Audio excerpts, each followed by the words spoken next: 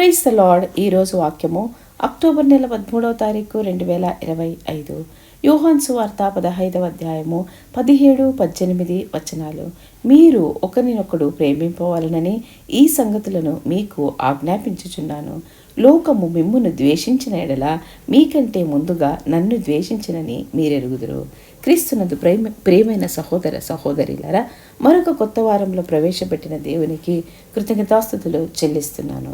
ఎంతైనా ఆయన నమ్మదగిన దేవుడు.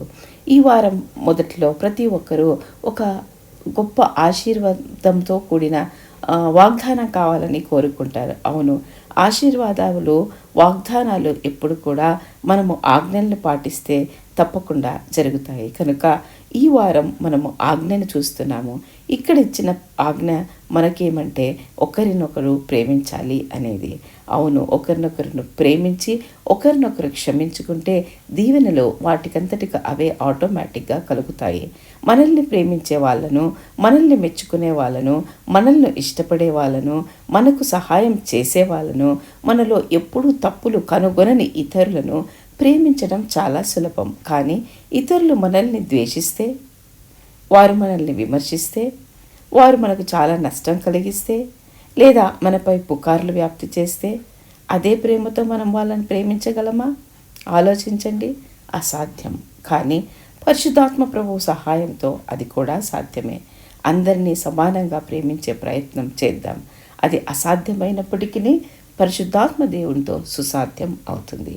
అప్పుడు ప్రభు మనల్ని క్షమించి మనపై నిండుగా మెండుగా దీవెనలు కుమ్మరిస్తారు. ప్రార్థిద్దామా? ప్రేమైన తండ్రి, మరొక కొత్త వారంలో మమ్మల్ని ప్రవేశపెట్టినందుకు వందనాలయ్యా. ఈ వారంలో మీరే ముందుగా ఉండి మాకు నడిపించండి ప్రభువా. మాకు మార్గనిర్దేశం చేయండి. మా అస్వస్థతగా ఉన్న శరీరాలను స్వస్థపరచండి. మా యొక్క పరిస్థితులను బాగుపరచండి. సమస్యలను తీర్చండి తండ్రి.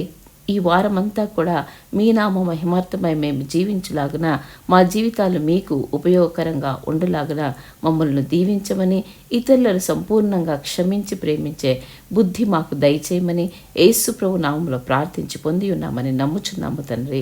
Amen, amen, amen. ప్రేమించు, ఎందుకంటే యేసు నిన్ను ప్రేమిస్తున్నారు. రాబోయే వారం మీకు అందరికీ ఆశీర్వాదకరంగా ఉండనుగాక.